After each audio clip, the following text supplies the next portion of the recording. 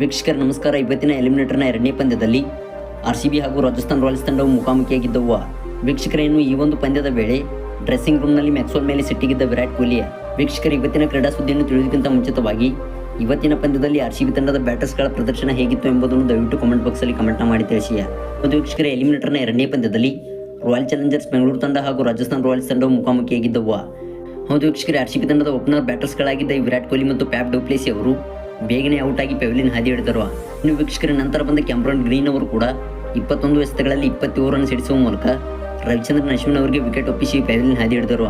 ಇನ್ನು ವೀಕ್ಷಕರೇ, ಶಿಡಿಲಬ್ಬರದ ಬ್ಯಾಟಿಂಗ್ ಮುಂದುವರಿಸಿದ್ದ ರಜತ್ ಪಟಿದಾರ್ ಅವರು ಕೇವಲ 22 ಎಸೆತಗಳಲ್ಲಿ 2 ಸಿಕ್ಸರ್ ಹಾಗೂ 2 ಬೌಂಡ್ರಿಗಳೊಂದಿಗೆ 34 ರನ್ ಸಿಡಿಸಿ ಆವೇಶ್ ಖಾನ್ ಅವರ ಓವರಿನಲ್ಲಿ ಕ್ಯಾಚ್ ನೀಡಿ ನಿರ್ಗಮಿಸಿದರು. ಅದೇ ರೀತಿ ವೀಕ್ಷಕರೇ, ಈ ಒಂದು ಪಂದ್ಯದಲ್ಲೂ ಕೂಡ ಗ್ಲೇನ್ ಮ್ಯಾಕ್ಸ್ವೆಲ್ ಅವರು ನಿರಾಶೆ ಮೂಡಿಸಿದ್ದಾರೆ. ಇನ್ನು ವೀಕ್ಷಕರ ಡ್ರೆಸ್ಸಿಂಗ್ ರೂಮ್ನಲ್ಲಿ ಮ್ಯಾಕ್ಸ್ವೆಲ್ ಮೇಲೆ ಸಿಟ್ಟಿಗೆದ್ದ ವಿರಾಟ್ ಕೊಹ್ಲಿ. ವೀಕ್ಷಕರೇ, ಒಂದು ಹಂತದಲ್ಲಿ RCB ತಂಡದ ವಿಕೆಟ್ಗಳು ಪತನವಾಗುತ್ತಿತ್ತು. ವೀಕ್ಷಕರೇ, ಈ ವೇಳೆ ಗ್ಲೇನ್ ಮ್ಯಾಕ್ಸ್ವೆಲ್ ಅವರು ಸ್ಲೋ ಆಗಿ ಆಡುವುದರಲ್ಲಿ ಎಡವಿದರು. ಹೌದು ವೀಕ್ಷಕರೇ, ರವಿಚಂದ್ರನ್ ಅಶ್ವಿನ್ ಅವರ ಊರಿನಲ್ಲಿ 1ನೇ ಬಾಲ್ನಲ್ಲಿ ಕ್ಯಾಚ್ ನೀಡಿ ನಿರ್ಗಮಿಸಿದರು.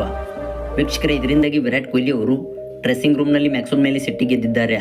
ಇನ್ನು ವೀಕ್ಷಕರೇ, RCB ತಂಡವು ನಿಗದಿತ 20 ಓವರ್ಗಳಲ್ಲಿ 8 ವಿಕೆಟ್ ಕಳೆದುಕೊಂಡು 172 ರನ್ ಕಲೆ ಹಾಕಿದೆ. ವೀಕ್ಷಕರೇ, ನಿಮ್ಮ ಪ್ರಕಾರ ರಾಜಸ್ಥಾನ್ ರಾಯಲ್ಸ್ ತಂಡವು ಈ ಒಂದು ಗುರಿಯನ್ನು ಬೆನ್ನಟ್ಟುತ್ತಾ ಅಥವಾ ಅಲ್ವಾ ಎಂಬುದನ್ನು ದಯವಿಟ್ಟು ಕಮೆಂಟ್ ಬಾಕ್ಸಲ್ಲಿ ಕಮೆಂಟ್ನ ಮಾಡಿ ತಿಳಿಸಿ. ಹಾಗೆ ವಿಡಿಯೋ ಇಷ್ಟ ಆದರೆ ವಿಡಿಯೋಗೊಂದು ಲೈಕ್ನ ಮಾಡಿ. ಇದೇ ರೀತಿ ಸ್ಪೋರ್ಟ್ಸ್ ಸುದ್ದಿಗಾಗಿ ಈಗಲೇ ದಯವಿಟ್ಟು ಚಾನಲ್ನ ಸಬ್ಸ್ಕ್ರೈಬ್ನ ಮಾಡ್ಕೊಳ್ಳಿ.